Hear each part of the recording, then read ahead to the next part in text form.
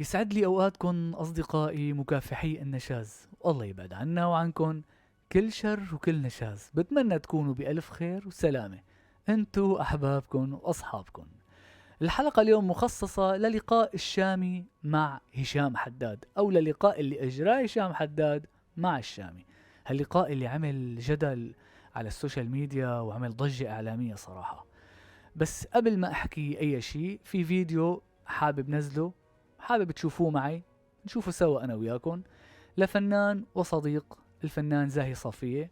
يلي ما بيعرف الفنان زاهي صافية، زاهي هو كان من أحد مشتركي السوبر ستار يلي وصل لمراحل متقدمة بهالبرنامج من الأصوات الجميلة. شخص دارس موسيقى، وكان يدرس الموسيقى أساسا هو بلبنان، وحاليا هو مقيم بلندن وبيشتغل بمجال الفن والغناء كمان بلندن. فخلونا نشوف الفيديو، بعدين أنا بعلق ونراكم بعد ما نشوف زاهي شو عم يحكي. سعيدة إن شاء الله تكونوا بخير. للأمانة أنا ما كنت بدي أنزل هذا الفيديو، مردد كتير قبل ما صوره. امبارح كلنا حضرنا حلقة الام تي في مع هشام حداد، مستضيف فيه هذا الشاب السوري اللي بيغني اللي اسمه الشامي، يلي عامل ضجة على وسائل التواصل وعامل جدل كتير كبير حول الستيل اللي عم بيغنيه والطريقة اللي بيغني فيها والكلمات اللي ما بيعرف يلفظها. ما بدي اتطرق على اللون اللي عم بيغنيه، بس للأمانة استوقفني فيديو قبل شوي عم شوفه على التيك توك طلع قدامي للفنان طوني البايع، وأنا مصر سميه فنان وأستاذ موسيقى لطوني البايع. بتمنى الفيديو يوصل له. طوني صديق وعزيز وأنا بقدره كتير مش شوي، وبحترم ثقافته الموسيقية، وبحترم الليفل يلي هو عنده إياه. هو مدرب صوت أساسا وموسيقي من الطراز الرفيع يعني. بس ليش عم يعطي فيدباك او مصور فيديو للشامع عم يغني من بركات ومبسوط فيه كيف عم بيأدي وشو عم يعمل وشو كذا؟ هلا اذا عم يحكم على اللي عم يسمعه غير موضوع. اذا عم يحكم على اللي عم يسمعه طوني، انا ما بلومه، لانه صراحه اللي سمعناه كلها امبارح فاجأ الدنيا كلها، وانا اكثر واحد فاجأت. بس انا اكثر واحد بعرف، ونزلت بوست على الفيسبوك وحكيت انه الاوتو تيون والدوبلاج واصل على السما. ما كلنا بنعرف، وهشام حداد بيعرف. اول شيء الحلقه مش مسجله لايف، ما انبثت لايف. بدي اوضح نقطة، انه صوته للشامي متاخد على الميكسر، متراك لوحده، تراك الاوديو تبع صوته متاخد على استوديو ومصلح كلمة كلمة ونوتة نوتة، وكل شيء في نشاز راح تصلح تزبط، ورجع تركب الاوديو بعد ما تصلح على الفيديو اللي مصور بالاستوديو مع هشام. يعني انعمل له دوبلاج، بس ثاقبت الكلمة على الكلمة، يعني الكلمة النشاز انشالت بعد ما تصلحت انحطت الصح مطرحها، وبالتالي تراك الغنية اللي غناها الشامي غناها صح، ما سمعنا نشاز على الهواء. فيا طوني، آه يعني ما بحب احكي بطريقه انه مطلوب منك تعطي فيدباك حلو على الشاب. الله يوفقه، عنده كاريزما وعنده مستقبل حلو، واليوم نجم هو، انتبه. انا مش عم بحكي عنه مش يعني، انا اللي استفزني طريقه التبييض. ان كان من الام تي في اليوم فلقونا على الفيسبوك شو عملت فينا وشو هيدا وشو هيدا. يعني اذا الناس بعدها بمطرح غشيمه ما بتعرف تقدر مشكله، والمشكله الاكبر هو الاعلام يلي عم يضوع هيك مواهب. هي مش مواهب، ما في موهبه اساسا. مع احترامي لنجوميته، ما في موهبه اساسا نهائيا يعني. صدقا ما عندي شيء ضده للشاب، بالعكس امبارح حبيت حكيه، حبيته بيعرف يحكي، طلته حلوه، عنده كاريزما حلوه. بس موهبه ما في، ما شفت موهبه. يعني حتى نمط الاغاني اللي عم يغنيها ما بعرف اذا فينا نسميه ستيل. لا كلمه عم نفهم، لا لحن عم نفهم. آه مخارج حروف على طول بحط ترجم بالكليبات تبعته. كليباته حلوه، في صوره حلوه، في افكار جديده مهضومه بالكليبات، صوره اضاءه ستايل قصص كتير مهضومه. وحتى في ناس صارت عم تقلده، يعني عم تقلد الستيل اللي هو عم يعمله. بس اليوم مصرين تفرضوه علينا انه نجم عم يغني حلو احساس والله. لا لا، اسمحوا لنا فيها. طوني بليز، مش انت. يعني كنت بتوقع شوف كل العالم عم تدهون وعم تبيض طناجر وعم عم عم عم تعطي فيدباك منيح، بس مش انت يا طوني. انت في ناس بيوثقوا بحكياتك، وبيوثقوا يعني بالفيدباك اللي بتعطيه، وانت ما بتغش العالم. عندي طلب خاص، هذا الفيديو نزلته على تيك توك شيله كرمالك، والله والله العظيم كرمالك، صدقني شيله محله كرمالك. أه وانت بتعرف انه صوته مصلح ومسحوب تراك ومعمول دوبلاج، وانا عارف شو عم بحكي، وانت عارف انا كتير منيح عن شو عم بحكي. تحياتي لك. أه صدقا ما كنت بدي اعلق نهائيا، بس استفزنا الموضوع بمحل معين. تحياتي لكل الموجودين، برجع بقول لكم مش انتقاص من قيمة الشامي وجمهوره الكبير، مع احترامي لكل الناس اللي بتحبه واللي متابعينه. بس بالنهاية نحن أنا شخصيا بعد ما شفت شيء يعني بشد، لا غنية لا كلام لا صوت لا لحن لا أداء ولا شيء نهائيا، ولا شيء. كلمات غريبة ما بتنفهم، لحن توزيع جديد، حلو التوزيع ما جديد، توزيع غربي مهضوم، بس انه كغنية، الغنية عبارة اليوم عن كلمة وعن لحن وعن صوت وعن اداء، هودي كل الاربع عناصر ما عم نشوفها. فخدونا بحلمكم شوي، حتى الاعلام اللبناني شوي خدونا بحلمكم وهدوا شوي، هدوا شوي، حج ركضين ورا الترند ورا الريت، بدكم تعلوا الريت تبعكم، ما عليه يعني. العالم بطلت غشيمة يا جماعة بليز، خلينا شوي هيك داون ايرث يعني على الارض. مش كل شيء اليوم ريت وترند وفلان ضارب قديش عنده مشاهدات على اليوتيوب، تعال نجيبه. مية خليفة عندها مليارات، جيبوها خي، استضيفوها معكم على البرنامج، على البرامج اللبنانية. هيك صار الهوا، كل واحد بصير ترند بيضرب له خبرية مزبوطة مش مزبوطة. بكره ليكوا هذا الحلقة اللي توقف اليوم بلبنان، الكوافير هو التيك توكرز دي عم يدقوا باولاد ويغتصبوا اولاد، جيبوهم طلعون كمان بتعملوا ريت. العالم ناطرة شو عملوا، شو صار معهم، ليش توقفوا، ليش حبسون. والله عيب يا جماعة، مش هيك الاعلام، مش هيك الفن. تحياتي. طبعا مثل ما سمعنا الفيديو وسمعنا الحكي شو قال زاهي، الحكي كلياته 100% صحيح. بس حابب أعلق على موضوع صغير استفزني كتير لما نزل هذا الفيديو. هذا الفيديو نزله زاهي تاني يوم طبعا، وأنا شفت الفيديو وفعلا أنا ما كنت ناوي أعمل لا فيديو ولا أعلق على الموضوع. بس عاد ما شفت تعليقات لمراهقين ولعالم صراحة قليلين أدب وقلة ذوق تحت هالفيديو، وكلها تعليقات أغلبها عنصرية، يعني أنه لأنك لبناني أنت يا زاهي عم تحكي على شاب سوري. اما تمنيت شوف تعليق حدا عم يحكي بطريقة فنية او يبرر مثلا بشكل فني. لا خلص دغري نحن بنهجم وبنصير منسب. رغم انه انا زاهي بمعرفتي فيه الشخصية اللي صار له هو صديقي 8 سنين، شخص بعيد عن كل البعد عن هذا الكلام، شخص جدا محترم، انسان مثقف، انسان واعي، عم يحكي بس فن وموسيقى. هو بالنسبة لموضوع العنصرية هو بعيدا عن القصة، بعيدا عن الطائفية، بعيدا عن المذهبية، ما له علاقة بهالمواضيع نهائيا. وهو أكثر شخص كان يهاجم أي حدا يحكي بشكل عنصري على السوريين المقيمين بلبنان، وواحدة منهم نضال أحمدية، والفيديوهات موجودة عنده على التيك توك فيكم تروحوا تشوفوها. فرجاء حتى هون عندي بهالقناة بلا هي التعليقات لأنه ما إلها داعي. هلا هي انا سوري وانا شامي، يلا هلا فيكم انتم تقولوا لي ايه لانه هو مو ابن حارتك وانت من برا السور وهو جوا السور، او هو جوا السور وانت برا السور، او بالعكس ما بعرف شو بدكم تعملوا، يلي بدكم يحكوا. على كل حال انا من الصالحيه يعني، وهو من الميدان عم يقول. فيا هلا بالجار. وبرجع بحكي وبقول انه انا دائما ما عندي مشاكل مع حدا ولا بكره حدا. هي القناه يا جماعه اعتبروها هي نصيحه، هي نصائح للي حابب يوصل ويصير نجم، او اللي حابب يشتغل بالفن او يتعامل بالفن. يعني الواحد فيه يستفيد من هي النصائح يلي عم تنقال بهالقناة واللي عم تنحكى بهالقناة. اول شيء الشامي، انا بالعكس انا جدا مع وجود شخص مثل الشامي. على القليلة هو ما مخلوق زمري ولا انه عم يشتغل زمر، وكلماته الاغاني صحيح ما عم نفهم عليه شيء، ان شاء الله ما يكون عم يسبنا فيها، بس ما في كلام بذيء يعني. يعني ما عم نفهم عليه، بس انه ماشي الحال. بتمنى لقدام نصير نفهم عليه. بالنسبة هلا خلونا نحكي على اللقاء اللي صار. الكلام 100%، الاغاني كلياتها فايتة على الاستوديو. اول شيء اللقاء مسجل يعني قبل باسبوع، والاسئلة اللي اجته للشامي اللي هو جاوب عليها اجوبة جميلة وذكية والعالم حبت اجوبته.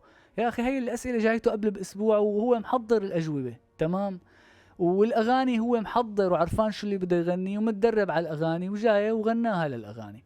وبعد ما تغنت الاغاني اخذوها على الاستوديو، بما انه اساسا الحفله مسجله ما أنا لايف يعني، واشتغلوا بصوته بطريقه مرعبه، يعني لدرجه انه هو عم يغني احلى من ملحم زين واحلى من جورج وسوف واحلى من ملحم بركات، مع فارق طبعا خامه الصوت والاحساس، ولكن عم يغني احسن منهم باي طريقه، انه على قد ما انه صايب العلامات بشكل دقيق وصحيح 100%، ما في فرق مع الموسيقى، يعني ماشي ابدا بشكل مرعب هو والالات.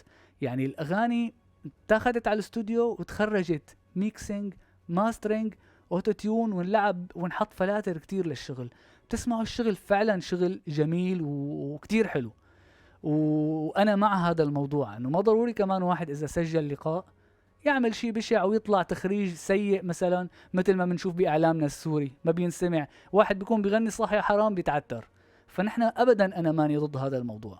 يمكن انا بختلف مع زاهي بهالقصه، انا ماني ضد هذا الموضوع. وزاهي عم يقول انه هو ما عنده موهبه نهائيا، لا اكيد هو الشامي شخص موهوب وشاب موهوب والله يوفقه، عنده موهبه. بس انا بفهم زاهي شو قصده انه ما عنده موهبه. قصده هو انه صوته ما هو الصوت المميز، وهذا حكي صحيح. يعني هو خامة صوته كتير خامة صوت عادية، وعنده اداء لطيف وحلو، بس بده شغل كتير طبعا. وصدقوني لو هاي الحلقة لايف كانت او ما انلعب بصوته ونعمل له فلاتر ونحط اوتوتيون، كنتوا رح تسمعوا كتير نشازات. وهذا الشيء للي بيفهم بالموسيقى بيسمع مزبوط، بيعرف وين مصلح وين ما مصلح. يعني مثلا مثل اغنية ملحم زين انت مشيتي وبكيت الوردة، فيها تصليح كتير مو شوي، كتير مصلح بصوته. غنية يا حبي اللي غاب ملحم بركات، العالم كله جاني انه اوه غنى للموسيقار ملحم بركات. يا جماعة هي اغنية رومانسية اساسا، ما فيها هالامكانيات الخطيرة، يعني ما بدها كتير امكانيات خطيرة. ليش عاملين هالة للموضوع انه غنى للموسيقار ملحم بركات؟ اغنية رومانسية مثل اشتقت لك قد الدنيا، مثل عم بحلم برفيقة تقلي. يعني ما أنا كتير صعبة الاغنية. ومع هيك هو مثلا ما غناها بشكل صحيح 100%. يعني مثلا ما قال من القرار للجواب عند من بعدك لمين، ما قال القرار والجواب، هو دغري طلع جواب لانه ما انه قادر يلعبها يمكن هاللعبة، وهو قراره كتير تعبان.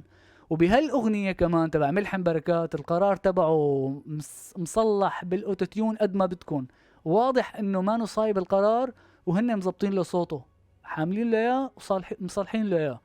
وبرجع بقول انا ماني ضد هذا الموضوع، ولكن الشيء المزعج والمستفز بالتعليقات انه العالم ما حدا عم يجيب سيرة انه هي الحلقة مسجلة، وانه هذا الشيء اللي انتم سمعتوه كلياته مصلح وكله مزبط. يعني العالم انه تخيلوا في صفحات كاتبة انه لقد اسكت كل من شكك به.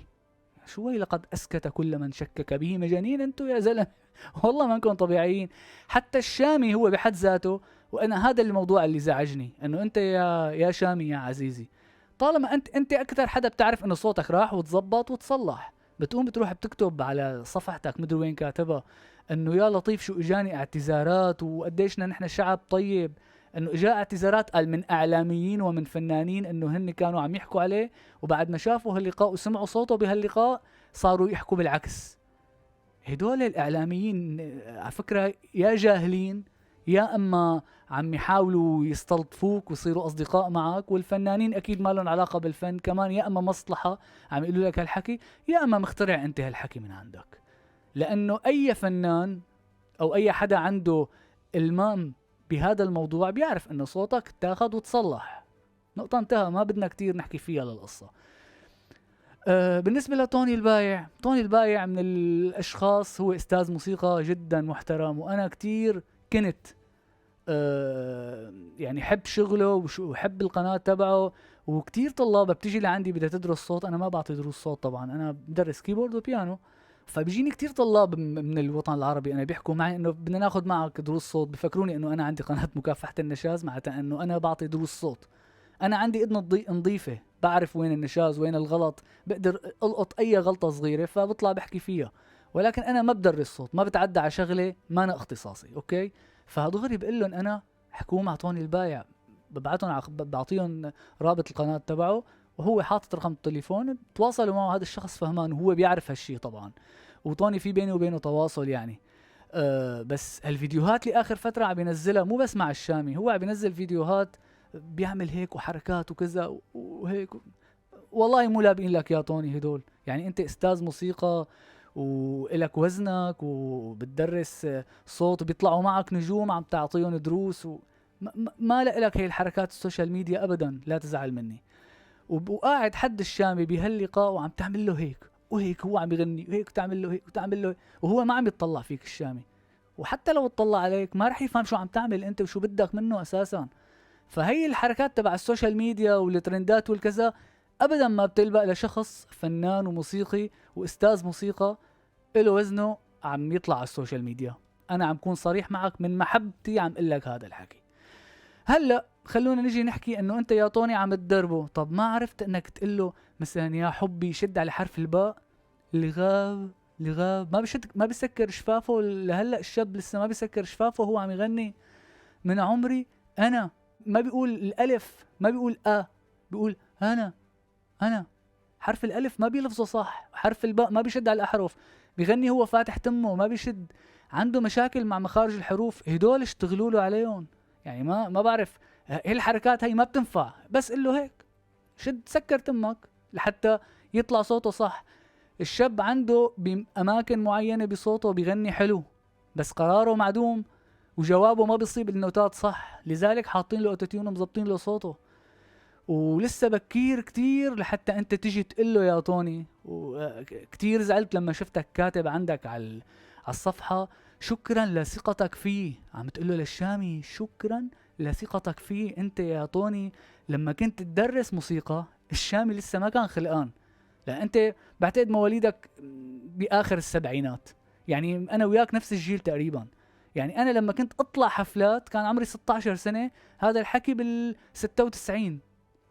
يعني لما بلشت انا اعطي دروس كيبورد وبيانو بسوريا الشامي كان لسه مو خلقان كمان. فانت نفس الشيء، فبتجي انت بتقول له شكرا لثقتك فيه، يعني عم تقول له للشامي يعني انت وين القيمة الفنية تبعك؟ انت كأستاذ نجوم تقعد بتتدرب معك بتقول له للشامي شكرا لثقتك فيه.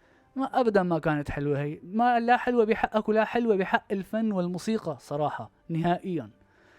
شخص لسه هلا جديد طالع على الساحة بس لانه انشهر وهلا هو فقاعة، انتبهوا لسه ما صار نجم. اتمنى انه يصير نجم لانه شاب بيلبق له، شخصيته حلوة، كاريزما جميلة، بيعرف يحكي، لبق الشاب، وصدقوني عنده صوت بينشغل عليه. بس طبعا ما انه هالصوت اللي يعني الخامة اللي نقول عليه انه واو موهبة ربانية وياي ما في مثله هالصوت، لا صوته عادي كتير، بس بيقدر يكون نجم. يعني عمرو دياب كله وكل نجوميته بيطلع على المسرح من طول عمره بينشز، عمرو دياب ما بصيب علامات صح، ولكن اغانيه جدا جميلة، ذكي، من اذكى النجوم عمرو دياب، بيجيب مواضيع حلوة، اغانيه كلها مواضيع ما في موضوع مثل الثاني. الالحان التوزيع انشغل كتير عليه لحتى صار نجم وضله نجم ولليوم نجم. عمرو دياب من اهم النجوم، واذا عمل حفلة وين ما كان بيتسكر المسرح قد ما كان العدد. انا بتمنى انه يكون عندنا هيك بسوريا، وبتمنى انه يصير شركة انتاجه للشامي هلا عم بتحاول تعمله نصيف زيتون جديد.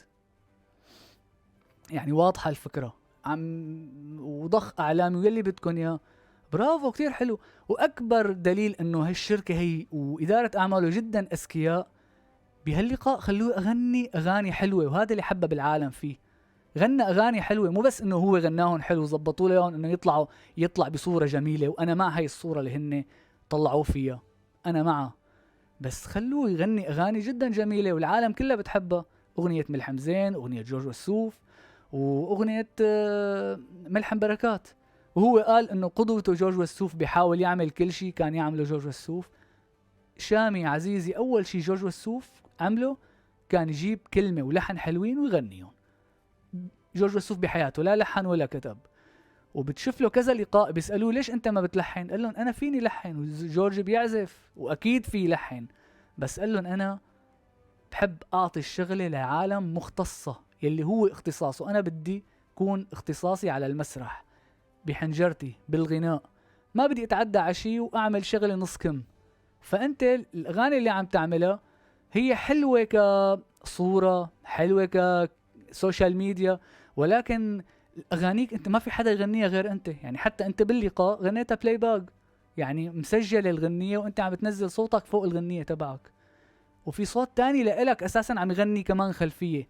وهذا دائما حتى كل حفلاتك عملتها بنفس هالطريقة. هذا اكبر دليل انه اغانيك ما خرج يعزفوا لك اياها فرقة موسيقية.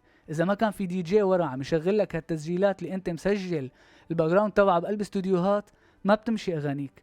فالاغنية اللي ما بتتغنى بالحفلات وما بيغنوا لك اياها العالم ما راح تصير نجم انت اذا بدك تضلك ماشي بهالنمط الغنائي.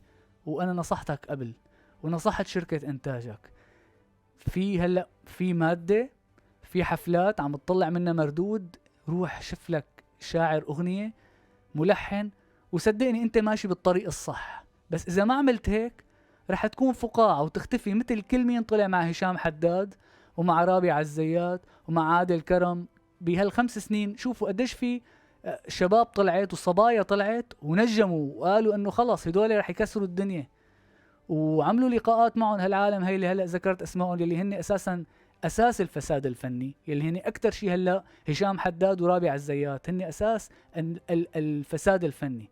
والاهات اللي بلش يصرخ فيها هشام للشامي ياما مصرخها لمخلوقات زمريه، يعني حتى تشوفوا انه مصداقيته صفر. هشام مخلوقات زمريه بتجي لعنده بيقول له ويا عين، وكمان ما بدي اعد اسماء مين هالمخلوقات الزمريه. ونفس الشيء رابعه. وبالنسبه للي اجوا معهم واختفوا ضلوا ارقام على السوشيال ميديا.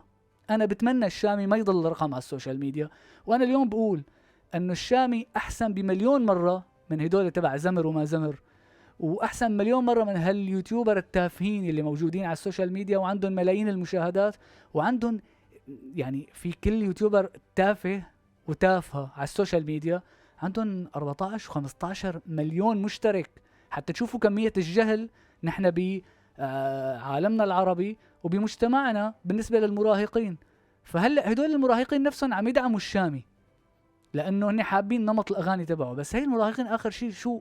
وبعدين ما فينا نعتمد على المراهقين. انت اليوم عم تشتغل فن يا شامي، يعني انت عم تشتغل، بدك تشتغل اغاني، بدك تعمل نجوميه. فهالنجوميه لحتى انت توصلها ما فيك تعتمد على المراهقين، بدك تعمل شيء للمستقبل. غنيه تنحفظ، غنيه تضلها تتغنى، غنيه تضلها مستمره. مثل ناصيف زيتون. ناصيف زيتون اعتمد على المراهقين باول ما طلع بالبرنامج تبعه، كان بستار اكاديمي. شركة انتاجه شافت انه البنات كتير حابينه والولاد جيله كتير حابينه وطاير عقلهم فيه، كما شو اخذوه وعملوا معه عقد 10 سنين واشتغلوا عليه وبلشوا اغاني، غنية ولا غنية، وكل غنية احلى من الثانية. صحيح اغاني رقص وما رقص وكذا، بس في موضوع، في كلمة، في شغل. وناصيف صوت حلو، ناصيف صوت حلو، وانشغل على صوته وصار صوته احلى وصار يغني احلى. ولكن الشامي اليوم بيشتغل على صوته، بيشتغل على مخارج حروفه. هو نجم، فينا نقول عنه بصير نجم متكامل. صوت لطيف، أداء لطيف، بيقول صح، غنية حلوة، لحن لما بصير فيه لحن حلو، موضوع جميل. بيقدر يكون وقفته على المسرح حلوة. الشاب بيعرف يوقف، بيعرف كيف يتطلع، وأستاذ صغير بالعمر، يعني لسه صغير. بتمنى انه ما يضيع هالفرصة اللي هو هلأ فيها، ولا كتير ينغرب الموضوع بهالشهرة اللي هو فيها، لأن في كتير عالم وصلوا لهالمطرح واختفوا، صاروا ارقام ضلن على السوشيال ميديا. بتمنى ما اكون طولت عليكم. الى اللقاء يا اصدقائي، مكافحين نشاز، والله يبعد عنا وعنكم كل شر وكل نشاز.